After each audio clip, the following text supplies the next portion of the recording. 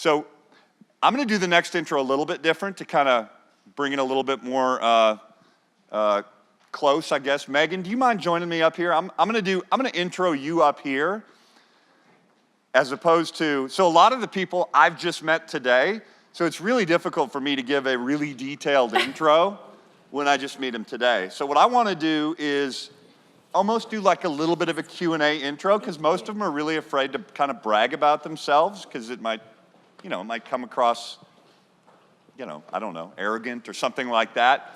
But I really want you guys to know what is special about these people and why they're up here talking, because I'm really excited about them. So Meagan, do you mind kind of talking about what is the expertise you have specifically that allows you to be up here and talking to a room full of really smart, really good people?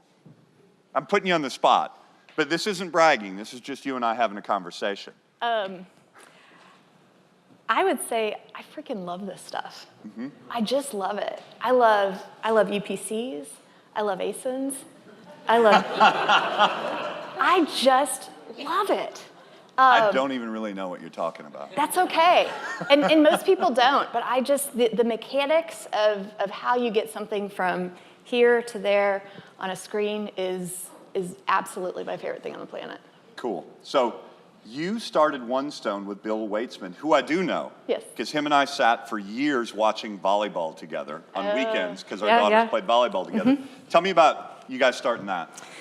And now, hopefully I'm not taking your presentation, but I just want to get everyone to know you a little bit more before we get going.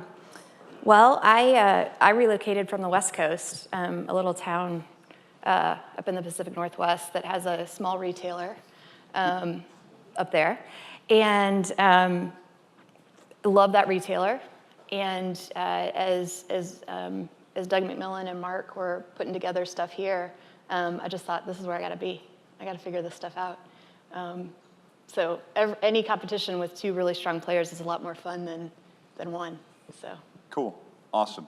Well, as you could tell, I'm a little bit biased on Bentonville, and yes, I am a part of the Chamber of Commerce, and people sometimes think I'm the president of it. No, I'm not, but I am a part of it on the Chamber.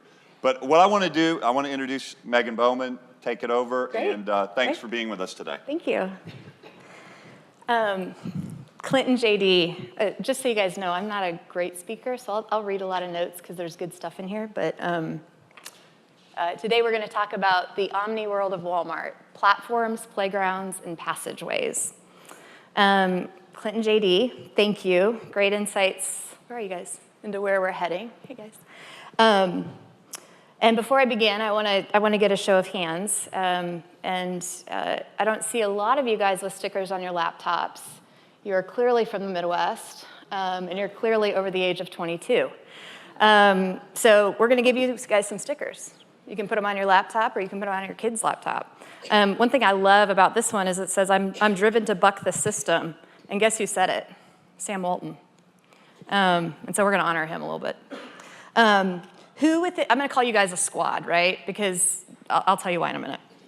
Who within this squad is on the retailer side of the equation?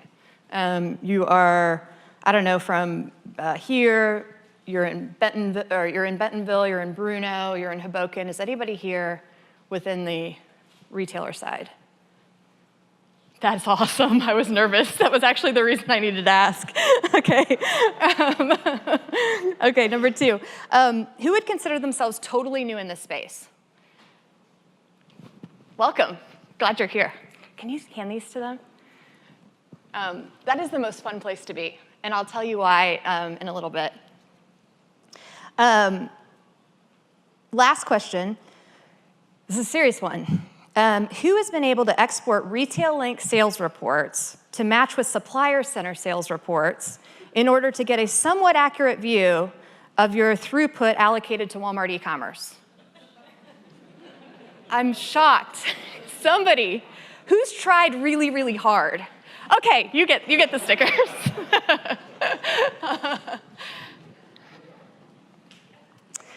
Well, let's jump in.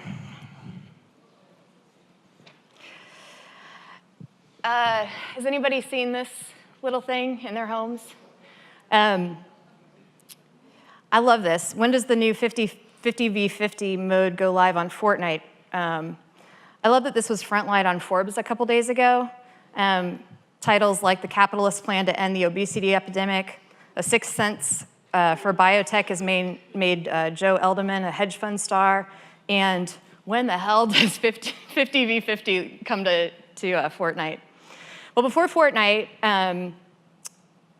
there was a, I don't know, mildly impressive multiplayer online role-playing game called, anybody know? World of Warcraft. And we're gonna take a look at this platform. Before Fortnite existed, this game is where individuals individually sit throughout their homes, and they play on a platform that can't be accomplished by one common player. Okay, so they're going up against the game. What I want you to do is really listen to these guys. First of all, this is one of the most viewed YouTube videos on the planet. And second of all, it's been around forever. So listen, enjoy. Okay, guys, these eggs have given us a lot of trouble in the past. Does anybody need anything off this guy, or can we bypass him? I think Leroy needs something from this guy. Oh, he needs those devout shoulders? Isn't he a paladin? Yeah, but that'll help him heal better. He'll have more mana. Christ. Okay, well, what we'll do, I'll run in first, gather up all the eggs so we can kind of just, blast them all down with AoE. I will use Intimidating Shout to kind of scatter them so we don't have to fight a whole bunch of them at once. When my shout's done, I'll need Anthony to come in and drop his shout too, so we can keep them scattered and not have to fight too many. When his is done, Bass, of course, will need to run in and do the same thing.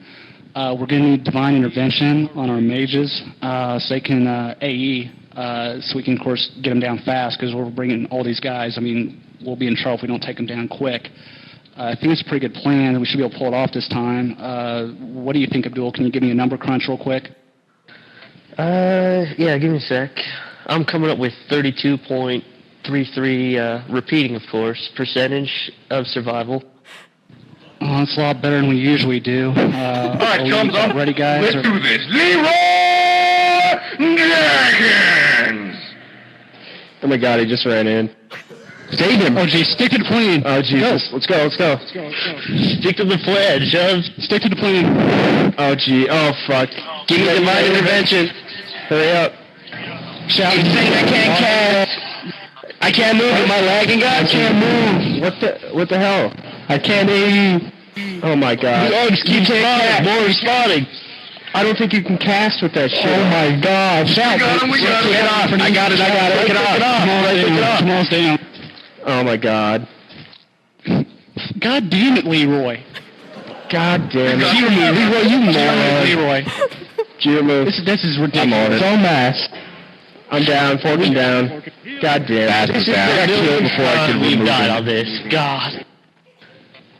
Oh, See, Spiffy res us. Why do you do this shit, Leroy? I'm trying. It's not my fault. Who's soul stoned? We do have a soul stone up, don't we? Andrew, you got soul stones? Warlock. Oh god. Oh, for... Great job. For Christ's sake. Leroy, you were just stupid as hell. Over here. At least I have chicken.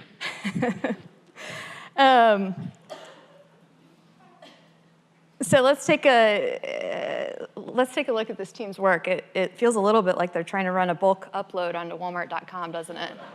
Feels a little bit that way. Well, believe it or not, there's two kinds of people in this room.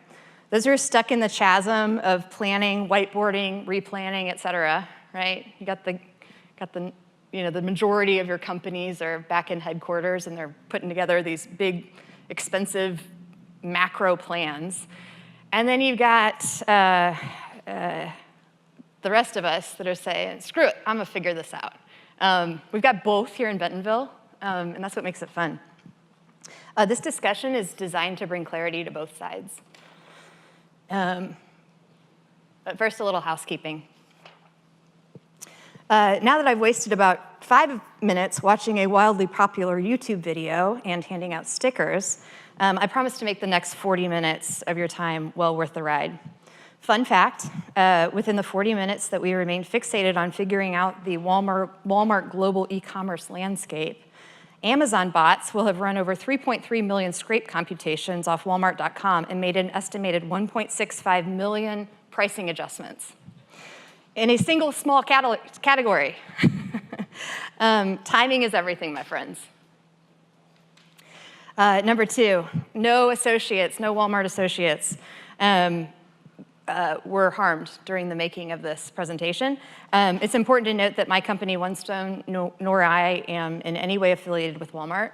The views and opinions expressed today in no way represent Walmart's positioning. While I've been a dedicated fan and student of Walmart's global e-commerce phenomenon, the content of this presentation, though pertaining to Walmart, has not been sanctioned by Walmart. Not sure a World of Warcraft video would have made the Saturday morning meeting cut. Next, again, housekeeping items, your work, your way. Everyone here comes from a different vantage point, has different set of challenges, and if you're looking for the content of this presentation to solve that retail link problem that you're facing, you'll probably be super disappointed. That said, grab me or any of your new friends in this room, pull them aside, and tell them what your real problems are. I guarantee you everybody's facing different versions of the same thing, and it's really fun to figure them out together, myself included. There's room for everyone on the nice list. There's some flyers here and friends here that are dedicated to serving you. There's a bunch of geeks like me who never were cool, and now all of a sudden e-commerce is cool, and we actually really want to help people. So the space is big. And when you've got different people working with you, that's a good thing. Collaboration wins in this space. It's how we hacked through Amazon in Seattle, and it's, I believe, how we're gonna work here in Bentonville as well. Experts no longer exist. Surprise, even those of us who've been journeying for a while are absolutely not experts. Supercomputers are making real-time merchandising decisions as we sleep. Clint and JD said that. If anyone you're speaking with claims to be an expert in the world of e-commerce, call them out immediately and walk away, okay? Collective learning is happening every day, and that's why we're here. So just because I'm on the stage and you're not means nothing at this point. Let's go. The omni-world of Walmart, platforms, playgrounds, and passageways, fitting with the World of Warcraft theme. It's time to chalk the field and get our language straight. What does the word omni even mean? What? Multi-channel.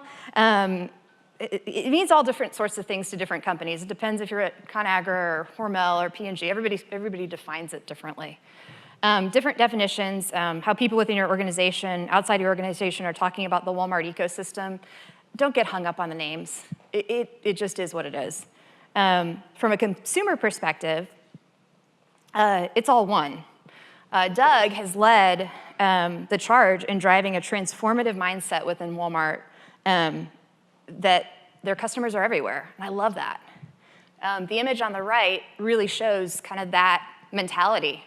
You can touch a customer anywhere, anytime, and I love the way Walmart's moving in that direction. However, on the left, hold on just a second.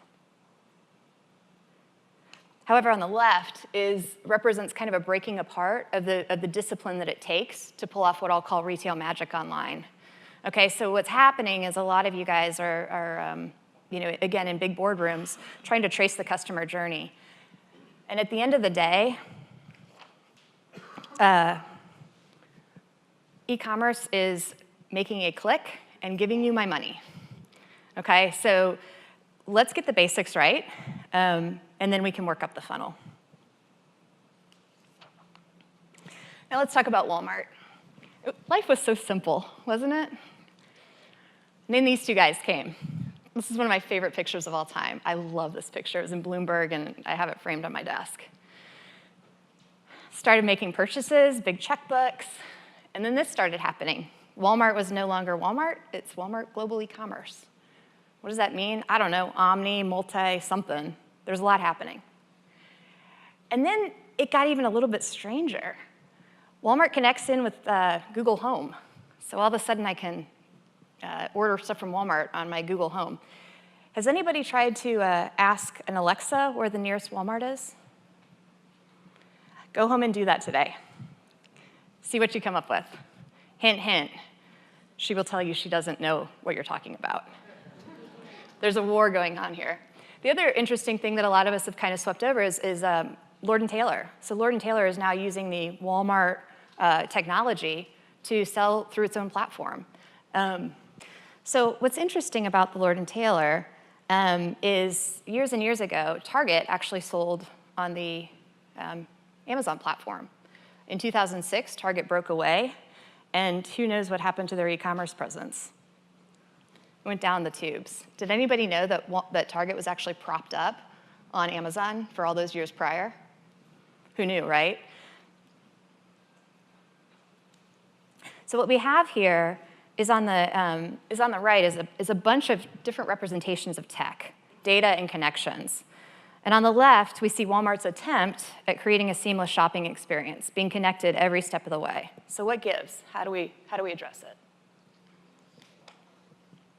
The guys did a good job of explaining the definition of platforms, and I would argue that a lot of us sitting in these seats are pushing buttons all day or having marketing people tell us the way we need to be working.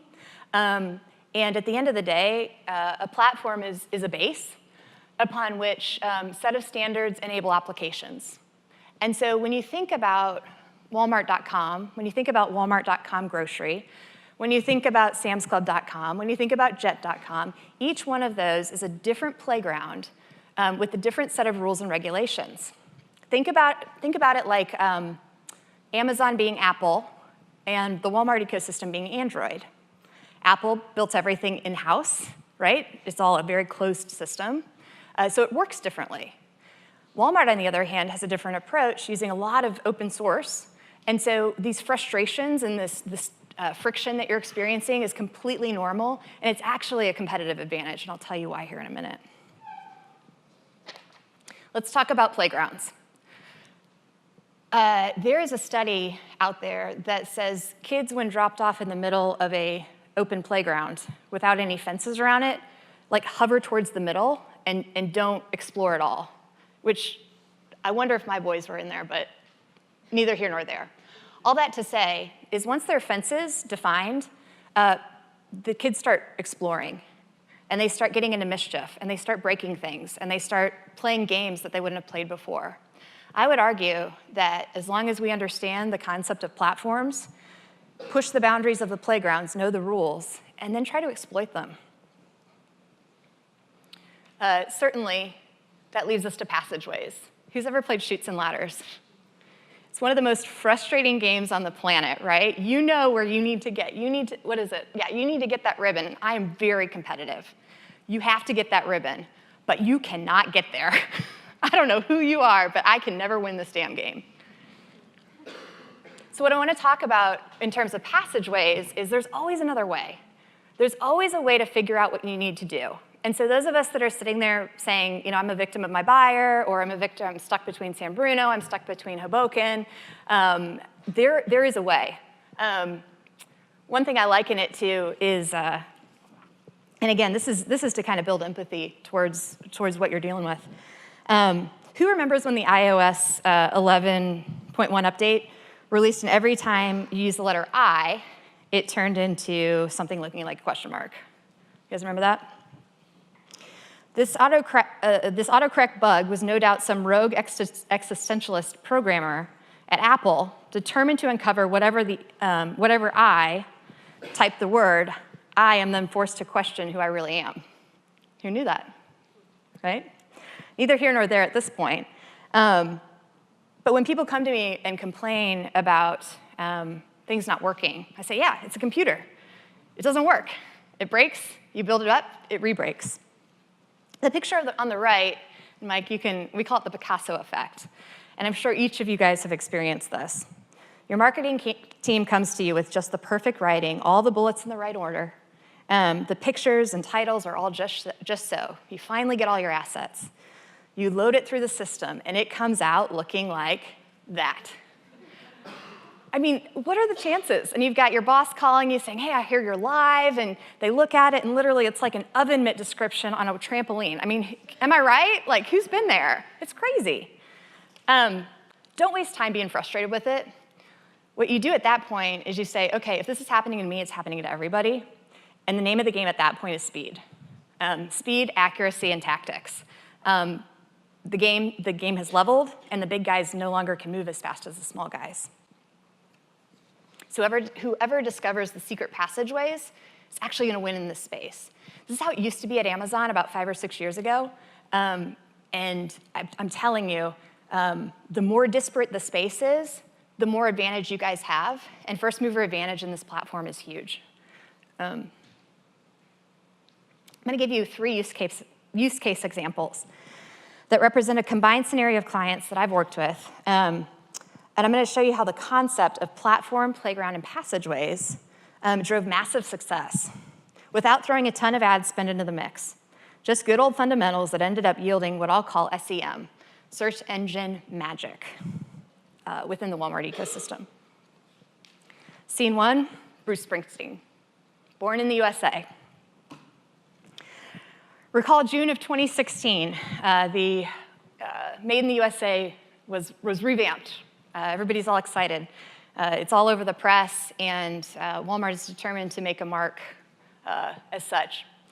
Well, a whistleblowing group comes out and says, well, actually, over half of your products that say made in the USA aren't actually made in the USA. And it was big news for about, half a second. Well, again, some programmer in San Bruno, destined to save the world. I don't think he's the same guy that worked at Apple, but some guy like that thinks, I'm going to save the day and push a button and kill everything that says made in the USA until it can be reviewed 100 times over. Makes sense, right? I mean, you're a programmer. You can do anything you want. Well, what happened was, I don't know about you guys, but we ended up in this little conundrum. And what was weird about it is we weren't showing that our products were actually declined, which is where it got really weird. It just said that they wouldn't move forward. And if you're like me, if your stuff stinks, you just want to know it. Well, at this point, you're living in the land of ambiguity. So what we did was, we ran a scrape and triangulated that against what was happening on Amazon. And quickly were able to figure out that the words, quote unquote, made in the USA, were actually the problem. We ran in, changed everything to made in America in our portfolio, and rose to the top. For 3 weeks, the competition within the area were still wondering what was happening. In the meantime, we're clocking sales. Well, this is June, and I'm in a pocket knife category. Hunting season's right around the corner. We did not stand a chance against the big guys, but because they didn't fix their stuff fast enough, we rose to the top, and we're still at the top. It's all about the flywheel.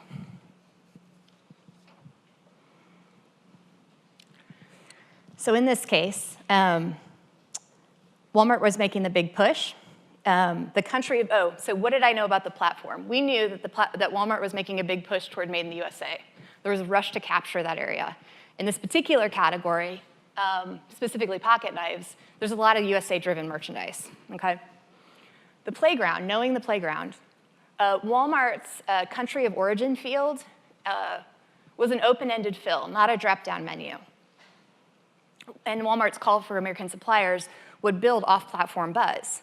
And so we knew, in the Google sphere and even on the Amazon sphere, that there was going to be a lot of search for made in the USA. Whether or not it was directly product-related or not, we wanted to capitalize on those searches. So the passageway we dug, and it was ugly, was a simple UI scrape cross-referencing which products in our category were recently delisted, run commonalities across delistings to find the made in the USA, and immediately ran a bulk upload adjusting the country of origin drop-down field language, and everything was relisted in 24 hours. Again, our competition in the category took 3 weeks to catch up. We didn't tell them. Second scenario, I'll call it Battle of the Brands. So there would not be an e-commerce presentation without picking on P&G. A buddy of mine actually runs their stuff on Amazon, so I like to pick on him. This is a great example of, oops, I'm not good at this. This is a great example of the worst spend ever. I search puffs, I get puffs, puffs, puffs. Oh, and then I pay to have puffs. How many have seen that on their product pages? Why do people do that? Anybody know? Because another brand, a la, will conquest you and say, hey, if you're searching for puffs, I'll pay $10 and I'll take over your puff spot. All right, so puffs plays a defensive move. That's cool. Well, we were brought in to talk through, like, just spending money to defend ourselves. Like, what type of strategy is that? Nobody has as much money as Procter, right? I mean, raise your hand in here if you have more money than Procter. If there's a Walton, you might have more money than Procter. But in terms of ad spend, there ain't nothing like it. And so when you're playing up against a big guy like P&G, you got to beat him at your own game. And so what we were able to do is say, OK, well, why don't we stop defending our own space? Because people aren't actually searching for puffs anyway. They're searching for Kleenex. You know why? Because everybody calls a freaking tissue a Kleenex. OK, so let's revamp all the content, layer it in on the back end with the word Kleenex. That took a monumental brand shift. Now, it's not showing. It's totally legal. But it is in the code. And then we say, OK, and then let's put what few measly dollars we have, Kimberly-Clark, and try and conquest them this way. So now, when you search Kleenex, it's not an obvious one-for-one, but you have a puffs option. And you know who had to start defending their own territory? P&G. So when we think about stuff like this, it's the way you think about it and the way you play. So in this case, let's catch up. Walmart was bidding for sponsored product listings is not as sophisticated as Amazon. Okay, so we know the platform. Walmart's site traffic is 10 times less frequented than Amazon. And so we knew that if we'd made a strategic play on sponsored products within the Walmart platform, we'd get more bang for our buck. It's not as expensive to play, and we could potentially take some share. The playground, the branded search bids were inexpensive. And we knew that the Walmart shopper, thanks to a partner agency, on Walmart.com was also searching for Kleenex. So this play only works as long as you have the insights to back it up. The passageway that we dug was we adjusted our spend to proactively build category presence, forced our competition to run a defensive sponsored product ads, which I'm sure killed them financially. And we refreshed all content to reflect the new taxonomy and character count density. So did you know that in every product title, you can actually have 200 characters? Nothing should really go onto your site unless it has 198.2 characters. At that point, you get maximum search algorithm credit through Walmart.com. So pretty simple, right? Well, start trying to shove that much accurate words about your product into a title, and you'll be in a different place. But there's tactics like that are completely free that should always be taken in addition, and you'll hear about that type of stuff. Scene 3, leaving on a jet plane. How many of you guys have been here? We've got the San Bruno office. We've got the Bentonville office. We've got Hoboken. I feel like I'm on a triangle in terms of flying around, trying to figure out where I'm going. And all the meanwhile, in terms of platform work, we've got Google right in the middle. Well, this is an example of a product launch within the beauty category where we were caught between two buyers. You guys remember that a year or so ago, where kind of everything consolidated, and all of a sudden we were shipped out to Bruno, and then we were shipped back to Hoboken because they were consolidating all this particular cream under one particular buyer.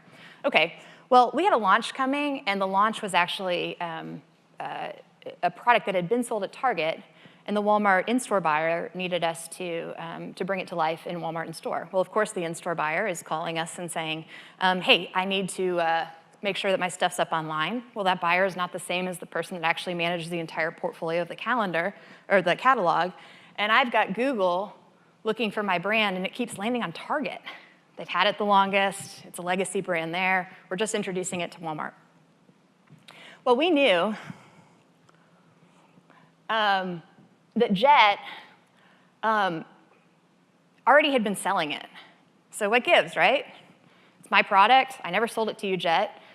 From what I understand, Walmart has not migrated the information because, again, all the platforms are broken. And even though they say that they can fly across the wires, they rarely do. And so what gives?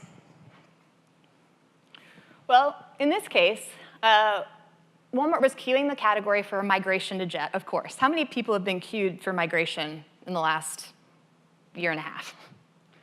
Yeah, okay. Walmart brick and mortar buyer was looking for an in-store items to hit online with the mod set date, pressure. And the extended category of responsibilities had recently been centralized in San Bruno, which is always a bad thing. If you had a choice between Bruno and Hoboken, go Hoboken every time. And the playground that we established was the supplier center needed time to process. That Picasso thing was going, right? And so the second we loaded product up, it was getting all crazy. Jet was already pulling the product forward via distributors, so Jet knew that this product would sell. They saw it selling on Target. And what did they do? They went out and bought it and sold it on their store themselves. And we needed Google power to wrestle Amazon. So this product, again, we couldn't make hay within the Amazon space without spending a whole bunch of money. And so we thought, you know what, let's place a bet here. So the passageway we dug here is that Jet's item upload sheet was in our system. We had one for a different category. I'm sure you guys all have one of those old, never throw any spreadsheets away. If any .com sends you a spreadsheet, put it in a secret spreadsheet file. It is amazing how often you can use those old spreadsheets and get stuff through the system. Simple. You can't do that on Amazon, but you can definitely do that with Walmart. They haven't figured it out yet. The supplier center was loaded, load was executed and documented. So some people would argue that we did double work. We built the entire Jet system, we loaded the entire supplier center, and we actually took all that documentation, and we submitted both Jet and supplier center to the Walmart brick and mortar buyer, and linked the Bruno buyer. I mean, they couldn't get away. They had no option but to load everything at the same time. And so literally, we've got Bruno loading, we've got Hoboken loading, and we've got Walmart loading. Well, what did it come out like? A giant mess. But you know what? It was a heck of a lot easier to fix a giant mess that was already in the system than to wait around for the green light. And so it's stuff like that, stuff that you don't have to be the one on the Warcraft team that's building all the big strategies. Sometimes you just gotta go. So in conclusion, there's always money in the banana stand. What that means, who knows the Arrested Development cult classic? We say that in our office all the time. If something is breaking, there is always money there. Your positions right now, you guys are the best ones to be positioned to fix things. Don't sit back on your heels and say it's not gonna work. Put more manpower toward it. Hire high schoolers. Grab a partner. Shoot, grab the person across the street that's dealing with the same thing or in your same office building. If they're not in the same category, who cares? What I'm saying is that there's a lot of ways to make money on Walmart.com and to not drain your resourcing. It's frustrating, but you know what? That's why the competition is fierce and why you can win.